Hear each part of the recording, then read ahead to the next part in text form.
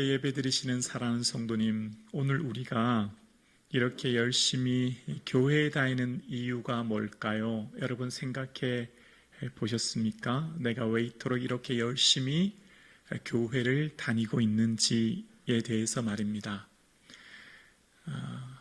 2시간 거리, 왕복 4시간이죠. 그 먼 곳에서 주일 예배를 이렇게 드리시는 성도님들이 계십니다. 주일 아침이면 주차장에 쌓인 낙엽을 쓰는 것으로 시작해서 주방, 봉사, 안내, 차량, 교사, 찬양대, 수많은 부서 성도님들이 아침 일찍 오셔서 오랜 시간 봉사하십니다. 주일만이 아니지요. 사실은 토요일부터 어제도 찬양대 연습이 있었고요. 식사 봉사 준비를 하고요. 또 열심히 봉사하십니다.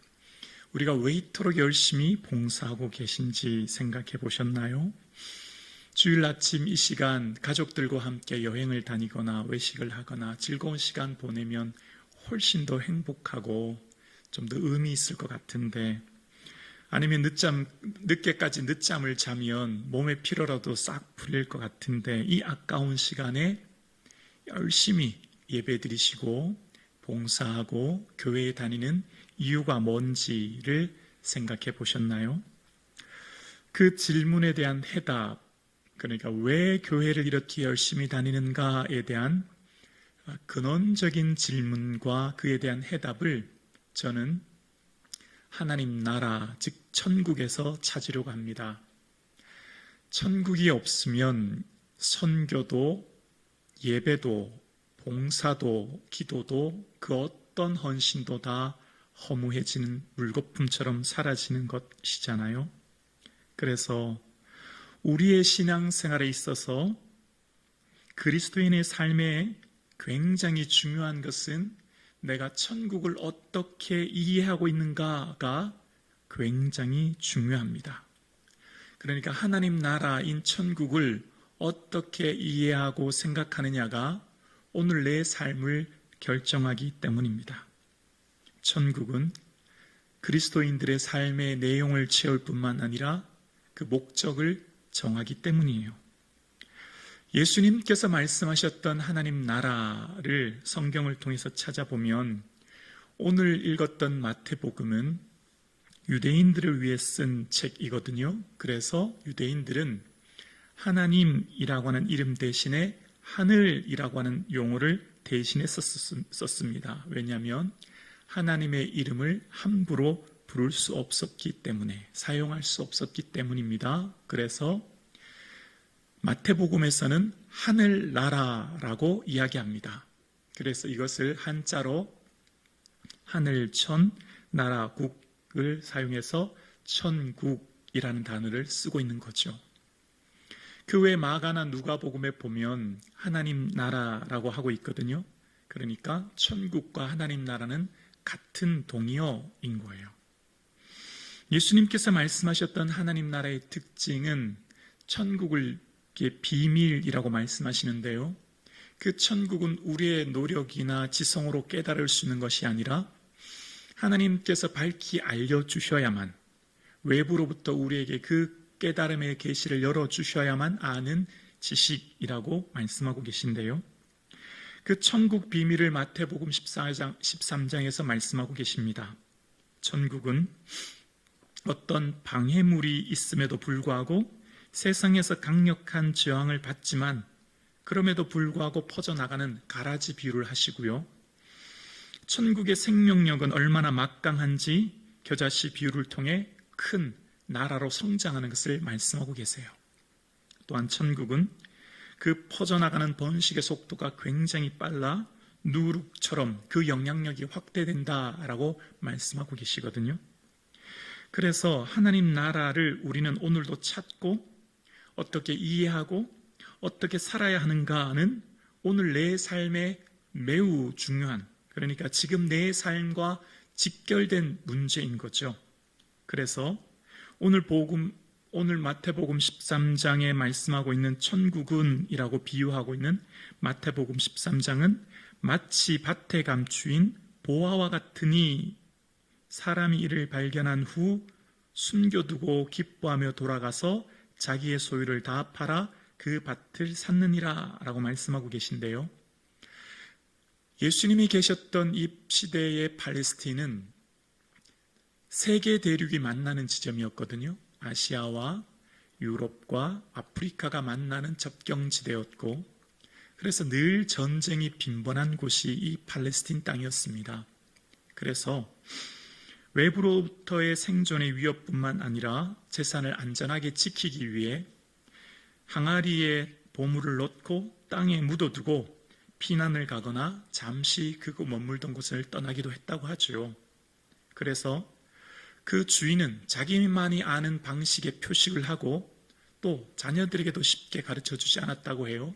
혹 포로가 될 수 있으니까요. 자기만의 아는 곳의 표식과 지도를 가지고 이후에 임종시에 그 아내나 자녀에게 이야기해 주었다라고 이야기합니다. 만약 땅에 묻어뒀던 보물이 그 사람이 피난 간 후 타국에서 돌아오지 못하면 숨겨뒀던 땅의 보물은 오랫동안 묻혀 있었기 때문에 세월이 지나면서 주인이 바뀌고 땅의 형태가 바뀌어서 영원히 찾지 못하는 경우도 있었다는 거죠. 근데 오늘 본문에 보면 본문의 주인공인 농부가 열심히 밭을 일구다가 쨍그랑 소리가 난 겁니다. 그래서 파보았더니 큰 항아리가 있고 그 안에 아마 보화가 가득 찬 것을 발견합니다. 그리고 좌우를 둘러 보아서 누가 사람이 있는지를 확인한 후 다시 묻습니다. 그리고 그 농부는 생각합니다. 이 밭을 통째로 사야 되겠다. 남의 밭을 임대해서 농사 짓는 소작농이었습니다. 소작농인 이 사람은 한 해 농사를 짓고 세금으로 주인에게 주는 것이 목적이었지만 이제 아예 목적 자체가 소원 자체가 바뀐 겁니다. 땅 자체를 사는 것으로요. 왜냐하면 그 당시에 땅을 일구는 사람들은 대부분 소작농이거나 종인 경우가 많았는데요. 땅의 보물을 발견하면 지주와 소작농, 주인과 종 사이에 권력관계가 있기 때문에 대부분 지주들이나 종은 그 보물을 많이 나눠주지 않았다라고 이야기합니다. 그래서 이 소작농인 농부는 보물을 발견한 후에 아무도 모르게 다시 묻고 이 땅을 통째로 내가 사야 되겠다라고 생각한 후에 그 땅에 감추었던 땅 자체가 중요한 게 아니죠. 그 안에 담겨진 보화를 보고 기뻐하는 겁니다. 그리고 돌아가서 자신이 가지고 있는 모든 것을 다 팔아서 그 밭을 사는 겁니다. 왜죠? 자신의 가진 모든 재산보다 그 밭에 감추어 있는 보화가 훨씬 더 가치 있다는 것을 발견했기 때문이에요. 주변의 사람들이 그를 보면서 이해가 잘 안 됐을 겁니다. 그 밭, 그리 소출도 많지 않고 돌짝밭에, 그런데 그런 밭을 자신의 재산을 다 팔아서 자신의 안정적인 주거 공간인 집과 정들었던 아마 소와 양과 나귀 같은 모든 재산을 팔았던 것 같습니다. 아마 주인이 안 판다고 했을 때 웃돈까지 주면서까지 살려고 애썼던 것 같아요. 사람들은 비웃었을 겁니다. 그러나 그 농부는 그 비웃음에 끄떡이 없었습니다. 사람들은 모두가 다 어리석다 말하지만 그는 그런 말에 흔들리지 않습니다. 전혀 아깝지 않은 이유는 당신들이 몰라서 그래. 그 땅에 얼마나 귀한 보화가 담겨 있는지 당신들은 몰라서 나를 비웃지 라고 하면서 오히려 즐겁고 기쁘게 그 밭을 사는 내용이 오늘 본문의 내용입니다. 천국은 하나님의 주시는 기쁨이 회복되는 것이죠. 천국을 발견한 사람은 우리에게 기쁨이 회복되는 거예요. 하나님 나라의 영원한 가치를 발견한 사람은 그 가치가 얼마나 소중한 걸 알기에 우리에게 있는 기쁨이 샘솟듯 솟아오르는 겁니다. 주님은 누구보다도 우리의 행복을 가장 원하시거든요. 오늘 저와 여러분을 가장 행복하기를 원하시는 분은 예수님이에요. 예수님이 여러분을 가장 행복하기를 원하세요. 여러분이 기쁘고 즐겁게 오늘도 살기를 원하세요. 여러분의 일상의 삶 가운데 매 순간마다 기쁨으로 충만하길 원합니다. 어떻게 해요? 보배이신 예수님을 생각하면서 그 기쁨이 충만하기를 소원합니다. 왜죠? 이 천국은 세상의 것과는 비교할 수 없는 가치입니다. 내 모든 것을 주고도 아깝지 않은 게 바로 이 땅속에 묻힌 보화인 천국이었거든요. 그래서 천국의 가치를 발견할 때 기쁨이 솟아나오는 겁니다. 신앙생활은 가치 있는 것과 가치 없는 것을 분별하는 힘입니다. 지금 내 삶에 주어진 것에 가치 있는 것과 없는 것을 분별할 수 있는 지혜, 오늘 우리에게 있는 것 중에 가장 가치 있는 예수 그리스도가 내게 있기에 그 은혜로 말미암아 기쁨이 충만한 은혜가 있기를 주님의 이름으로 축복합니다. 새로운 가치를 발견하면, 그러니까 천국을 발견하면 가치관이 바뀝니다. 천국을 발견하면 인생의 목적이 바뀝니다. 천국을 발견하면 소원이 변화됩니다. 아니, 더 근본적으로 얘기하면 변치 않은 영원한 소망을 품게 됩니다. 이 세상 나라가 제일 좋다고 생각하지만 하나님 나라의 그 천국은 이 세상의 것들과 비교할 수 없는 절대 가치임을 알기 때문에, 이 세상의 것들을 다 주어도 살 수 없는 것임을 알기 때문에 내 모든 것 다 들여 천국을 사도 전혀 아깝지 않아요. 그래서 주 예수 그리스도를 향한 내 삶의 드림이 전혀 아깝지 않은 이유가 여기 있습니다. 무가치하기 때문에 버리는 것이 아닙니다. 사도 바울은 자신의 삶에 자랑할 것이 6, 7개 정도 되었지요. 특히 당시 막강한 나라인 로마 나라가 전 세계에 강력한 힘을 발휘할 그때에 로마 시민권이라고 하는 엄청난 권력과 힘을 가졌지만 그는 그 모든 것을 배설물처럼 버렸다고 얘기합니다. 그가 가진 것 그 자체, 그러니까 자랑거리 자체가 무가치한 것이 아닙니다. 그러나 예수님에 비하면 전혀 비교할 만한 대상이 아니기 때문입니다. 그래서 사도 바울의 삶을 송두리째 바꾸는 것은 예수 그리스도를 만났기 때문이었고요. 그 예수님을 통한 보배를 깨달았기에 모든 것을 드려도 심지어 생명까지도 아깝지 않은 이유가 여기에 있었던 거예요.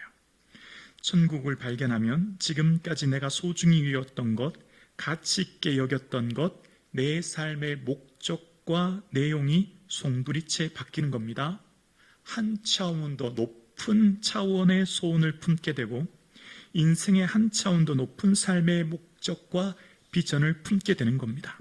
그러니까 소원 자체가 바뀌는데요. 아니, 변치 않은 영원한 소원을 품게 되는 겁니다. 마치 사도 바울이 살든지 죽든지 그리스도만이 존귀되기를 원한다고 하는 그 고백 속에 사도 바울은 누구보다도 손익계산이 분명하고 명확하게 아는 사람이었죠. 모든 것이 유익하던 것을 내가 그리스도를 위해 해를 여긴다라고 하는 유익과 손해는 상업 용어였고 회계장부에 쓰였던 단어 아닙니까? 누구보다도 사도 바울은 손해보는 것과 유익한 것이 무엇인가를 잘 아는 사람이 그였는데요. 자신의 모든 것을 팔아 아낌없이 드릴 수 있었던 것, 보배이신 예수 그리스도를 발견했기 때문이었고요.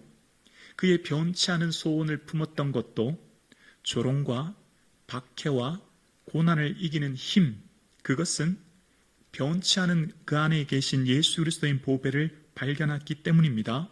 그래서 그의 가는 길에 변치 않은 소원, 예수 그리스도의 기쁨과 그 천국 복음의 소망을 선포하는 삶을 포기하지 않고 어떤 어려움에도 낙심하지 않고 절망하지 않은 힘은 바로 하나님 나라의 보배를 깨달았기 때문입니다.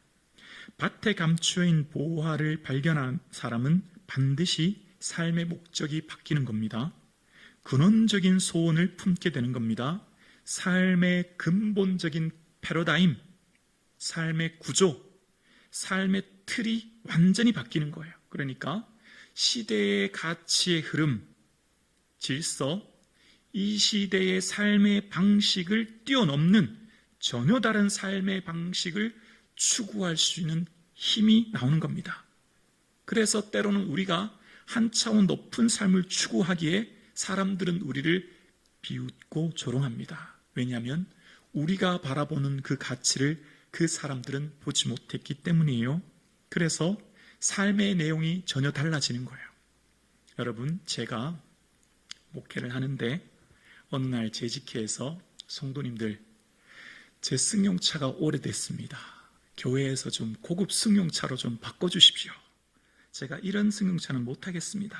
이렇게 말한다면 성도님들 기분이 어떠실까요? 제가 부임한 지 벌써 수년이 되었는데 사택이 낡고 오래됐습니다. 리모델링을 좀 해주시든지 더 넓은 평수로 저 사택을 좀 옮겨주십시오 라고 한다면 성도님들의 마음이 어떠실까요? 제가 아이들 대학 보내고 고등학교 교육시키는데 교육비가 턱없이 부족합니다. 제 아이들 좀 좋은 대학 보내고 공부시키게 교회에서 교육비 좀 많이 인상시켜 주십시오 라고 얘기한다면 성도님들 마음이 어떠실까요? 아마 크게 실망하실 거예요. 실망을 넘어 목사는 달라야 되지 않은가라는 생각을 가지고 있거든요. 다른 차원의 삶을 살기를 원하는 거예요. 삶의 방식과 가치, 질서를 뛰어넘는 삶을 저에게 요구하시는 거죠. 마찬가지로 제가 목회하는 이유가 개인의 욕망을 채우기 위해 더 넓은 집, 더 좋은 자동차, 자녀들의 더 좋은 교육과 미래를 위해 교회에 그것을 요구한다면, 그래서 내 욕망의 도구가 되어 교회를 사유화한다면 저는 일반 예수 믿지 않은 사람과 똑같은 삶의 방식을 취하고 있는 거죠. 똑같이 그들의 가치와 방식을 추구할 뿐 무늬만 목사이지 믿지 않은 사람들과 똑같은 가치관 속에 살아갈 뿐이에요. 그러니까 예수 믿는 믿음이라고 하는 것은 인생의 패러다임과 사회의 질서와 가치를 뛰어넘는 새로운 차원의 방식을 추구하는 삶을 사는 거예요. 기존의 질서와 구조를 넘는 시대를 초월하는 가치를 추구하며 사는 거예요. 사회 질서와 흐름의 방식을 뛰어넘는 거예요. 물론 무시하지 않습니다. 우리도 그들과 함께 동일하게 직장 생활하고 삶의 자리를 하나님 나라로 확장시켜야 되기 때문이에요. 그러나 우리는 예수 믿는 목적이 근본적인 이유가 이 땅에서 좀 더 잘 살기 위한 수단으로 예수 믿는 것이 결코 아닙니다. 우리는 예수 믿어서 이 땅에서 복 주시는 게 분명히 있어요.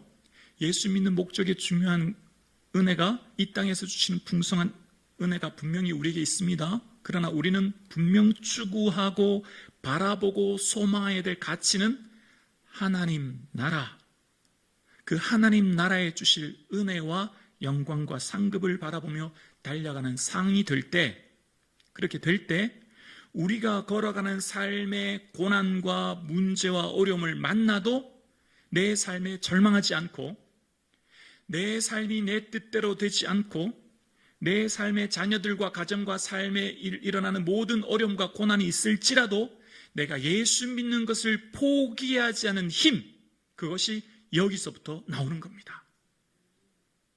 아멘이십니까? 굉장히 중요한 이유는 예수님의 제자들이 전 재산을 버리고 다 팔았죠. 마찬가지로 예수님을 따랐어요. 배와 금을, 어쩌면 자신의 전부예요. 아내와 아이들까지 버리고 주를 또 쫓았어요. 그 이유가 뭐였습니까? 그 이유는 이 땅에서 좀 더 잘 살기 위함이었어요. 세베대의 아들들이 우리가 구하는 바를 주시기를 원합니다. 그래? 너에게 뭘 주기를 원하니? 주님, 우리에게 주의 우편과 좌편 앉게 해주세요. 뭐죠? 이 땅에서의 1등 권력, 최고의 권력, 혹은 2등 권력 힘을 내게 주세요 라는 게 그들의 목적이었죠. 예수님을 따른 목적이요. 근데 그 얘기를 듣고 다른 제자들이 막 분을 냈어요. 왜죠? 질투했거든요. 왜 너네가 먼저 그 얘기해? 라는 거예요. 삶의 방식과 구조와 가치가 이 땅에 소망을 두는 삶의 방식을 추구하는 것이었습니다. 그러나 예수님께서는 그런 제자들에게 이 땅에서 살아가는 삶에 하나님께서 귀히 여기는 사람은 으뜸이 되고자 하는 사람은 종이 되는 사람이고, 내가 이 땅에 온 것은 대속물로 너희를 주려 함이니 너희도 내가 가는 길을 따라야 해 라고 말씀하시죠. 그러니까 주님께서 원하시는 방식은 사회 질서와 가치를 뛰어넘는, 개인의 소원의 성취를 넘는 소원의 변화, 아니요, 좀 더 근본적으로 얘기하면 변치 않은 소원을 품기를 원했던 것이죠. 그래서 여러분 아시는 것처럼 예수님, 제가 주님 우편 앉기를 원합니다 라고 했던 야고보는 성령의 충만한 은혜를 덧입고 마음의 눈이 열림으로 하나님 나라의 그 보화의 가치를 발견하죠. 천국의 영원한 상급의 은혜를 발견하게 되죠. 그리고 제자의 길이 고난과 박해와 시련, 심지어 뭐가 있죠? 순교하는 길까지도 거부하지 않습니다. 그래서 예수님의 우편에 앉으려고 했던 그 야고보가 12제자 중에 가장 먼저 최초의 순교자가 된 거예요. 자신의 소원이 송두리째 바뀐 겁니다. 삶의 목적이 송두리째 바뀐 거예요. 순교의 길을 가는 것까지도 그가 거부하지 않고 걸어갈 수 있는 힘은, 여러분, 순교가 손해입니까? 순교가 어리석은 일입니까? 로마 시민들이 볼 때, 헤롯 왕과 그 로마 당국이 볼 때 야고보야말로 가장 어리석은 사람처럼 비웃고 조롱할지 몰라도 하나님 나라의 관점에서 볼 때 가장 지혜로운 자, 하나님 나라의 보화를 얻은 자의 삶인 거예요. 그렇습니다. 오늘 예배드리시는 사랑하는 성도님, 우리의 삶의 보화인 하나님 나라, 그 하나님 나라에 주실 그 영광을 바라보며 내 삶의 보배 되신 예수님으로 인해 기뻐하고 감사하는 그 은혜가 저와 여러분의 삶에 있기를 소원합니다. 우리에게 영원한 소망인 하나님 나라를 바라보고 사는 삶, 그것이 이 땅을 걸어가는 삶이 때로는 지치고 힘들고 어렵고, 때로는 고난과 어려움과 힘든 일이 있을 때 이길 수 있는, 넉넉히 이길 힘을 우리에게 주는 거죠. 그래서 오늘 일했던 농부는 그 밭에서 보화를 발견하게 되어 밭에 감추인 보화라고 이야기합니다. 밭은 어디일까요? 넓은 의미로 밭은 일상에 주어진 삶의 자리입니다. 여러분이 보내신 삶의 자리가 하나님 보내신 밭이라고 할 수 있죠.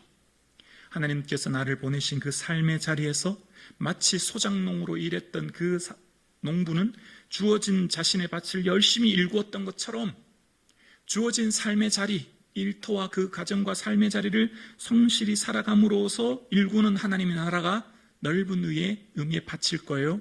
근데 좁은 의미로 그 밭은 어디일까요? 보화가 숨겨진 곳은 바로 교회입니다. 왜냐하면 교회는 예수 그리스도의 생명의 은혜, 구원의 통로가 교회고, 교회를 통하여 보배이신 예수 그리스도의 그 복음의 구원의 역사가 흘러가는 곳이거든요. 그래서 보화가 있는 곳은 좁은 의미로 바로 교회입니다. 그래서 우리가 머물러 있어야 될 곳이 어딜까요? 바로 교회 공동체예요. 교회 공동체가 그래서 너무너무 중요한 거예요. 교회 공동체를 통해서, 예배를 통해서 주를 만나고 성령의 충만한 다스림과 은혜를 받아 마음 눈이 열려 하나님 나라의 보화를 발견하게 되고 내 삶을 살게 되는 거예요.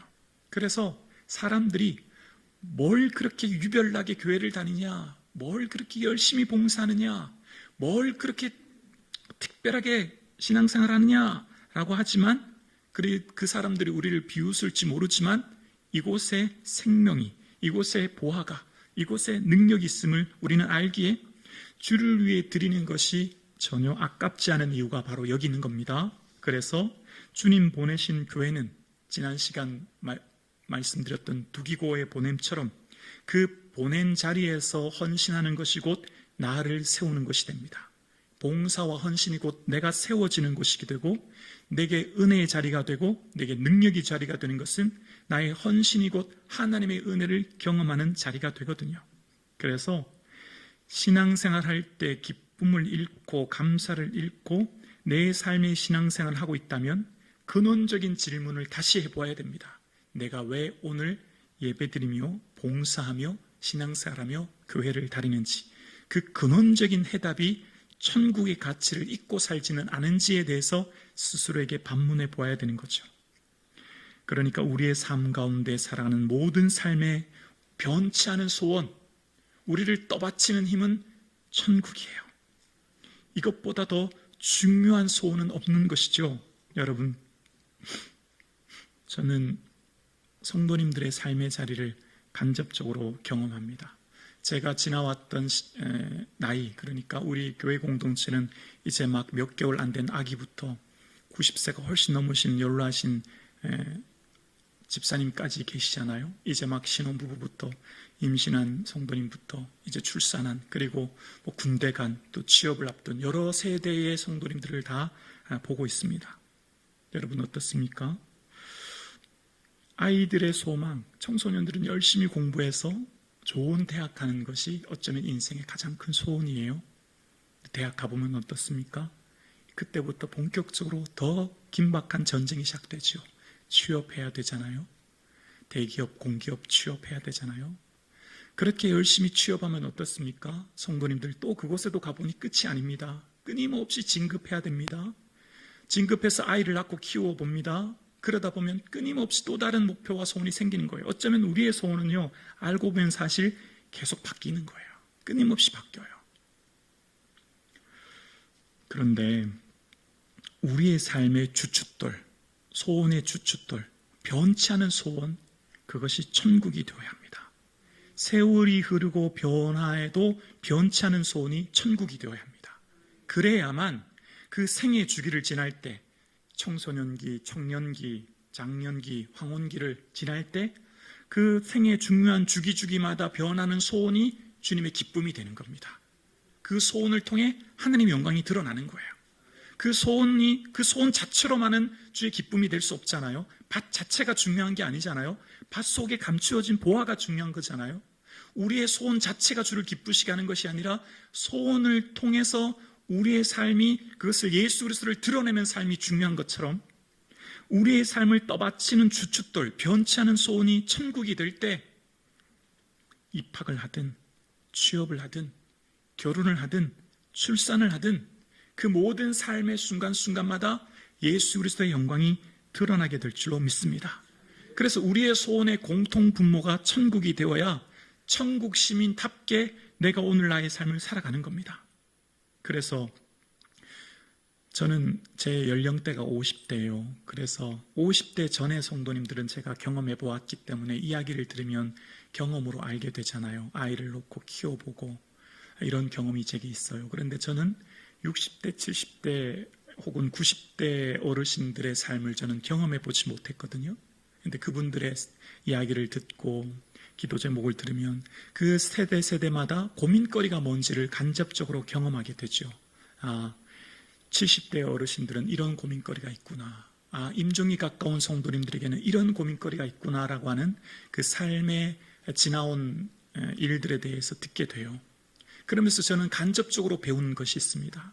연세가 많이 드실수록 진짜 소중한 걸 늦게 깨달았다라고 하시는 성도님들이 의외로 많으십니다.